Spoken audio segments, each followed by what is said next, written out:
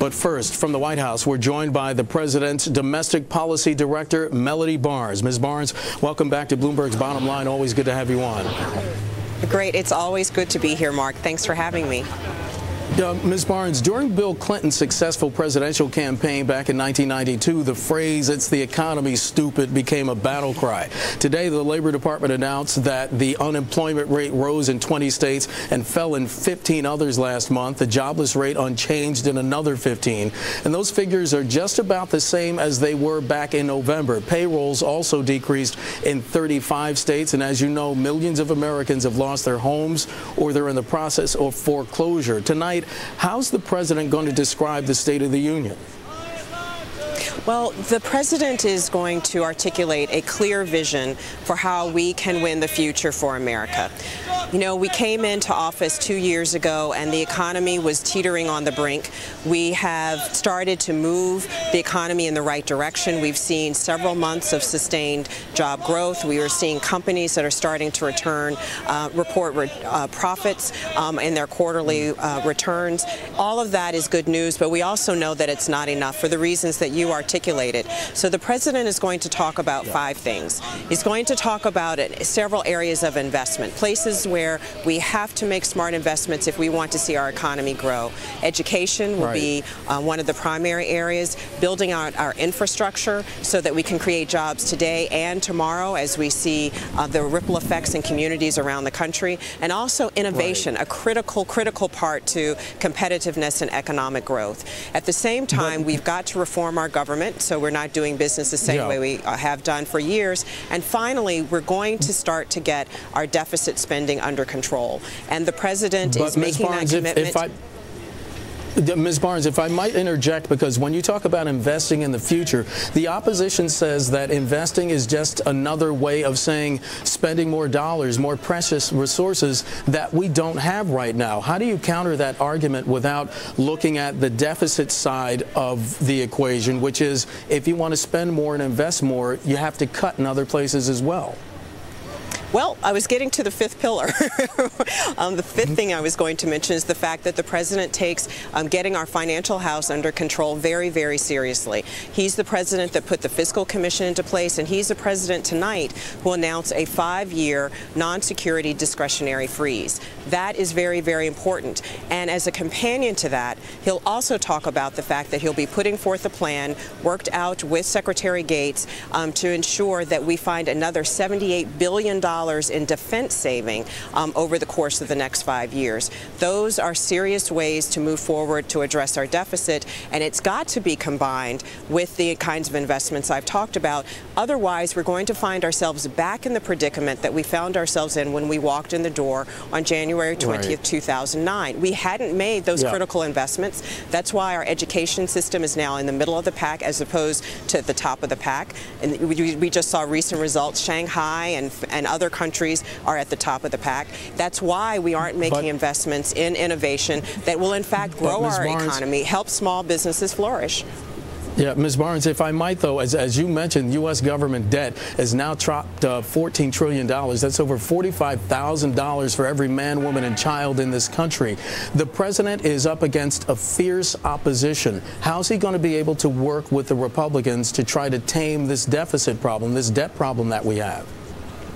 Well, in terms of working with Republicans and Democrats and independents, we saw evidence of that before the new year when the president worked with this Congress to bring forward and to pass a tax deal, some things in it that he didn't like those high-end tax cuts that increased the deficit, but many things there that he also supported because they were working in furtherance of the middle class and others who so desperately need jobs, who want to put their kids through education, business through college and to get a good education, and business people who want to invest in their businesses to create jobs. That's evidence of working together, people on both sides of the aisle, to move the country forward. Right. Ms. Barnes, Congress is soon going to vote on whether to increase the debt ceiling. Basically, the government needs to increase its credit limit. For families in America who've maxed out their credit cards and can't get a credit line increase, why should the federal government, which is broke, be allowed to access more money? Well, I think Secretary Geithner over the course of the last couple of weeks has articulated exactly why we need to do that and the very dire consequences if we don't. But that's also why the President is going to talk tonight about reining in our deficit spending while also making smart investments. Investing in areas where we have to, where it's critical, but also in areas where things aren't working, where we simply can't afford it anymore, making those cuts. And he's going to ask Congress to work with him. Democrats and Republicans, he'll put his ideas forward. We'll see that when the budget comes out in the next 2 or 3 weeks. Right. He wants to hear what their ideas are as well. Yeah, Ms. Barnes, are we going to hear any specifics tonight from the President, specifically where those cuts are going to be made? Well, you know, Mark, I think one of the things that a staff person shouldn't do is get out ahead of his or her boss. So I'm not going to preview the President's speech in that way.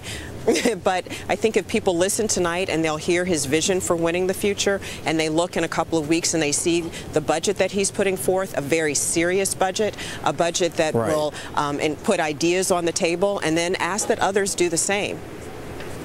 The Obama administration made a tactical, strategic decision to deal with health care. Hindsight being what it is, a lot of people are saying now that perhaps maybe the economic picture, the jobs picture, should have been dealt with first. Were they right?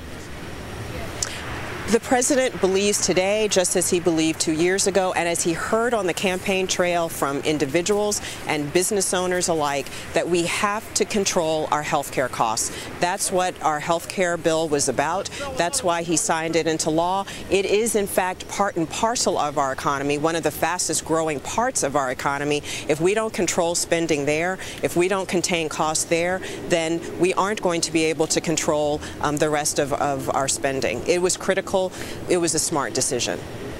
The President's outreach to the business community. We see Jeff Immelt now part of the President's think tank, if you will. Also, Mr. Daley coming in as the White House Chief of Staff. Both of them coming to the administration with their business credentials already well known.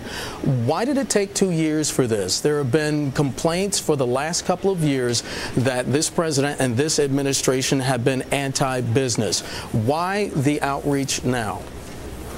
Well, first of all, the administration has always been pro-competition. We want to support businesses, particularly you've seen the things that we've done to support small businesses. The President has been talking to CEOs and others for the last 2 years that he's been here, but also recognized because of the circumstances when we walked into office, we had a lot of very difficult decisions and a lot of very difficult proposals that we had to put on the table and implement. As we see those things start to take shape, and as a result, we see job growth starting to increase. We see companies that a few years ago couldn't get access to credit. Now companies are starting to turn around profits.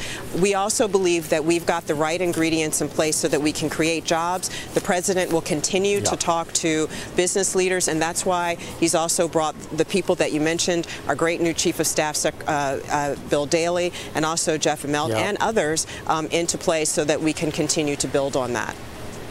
The White House Domestic Policy Advisor, Melody Barnes, joining us this afternoon. Ms. Barnes, always a pleasure. Thanks so much.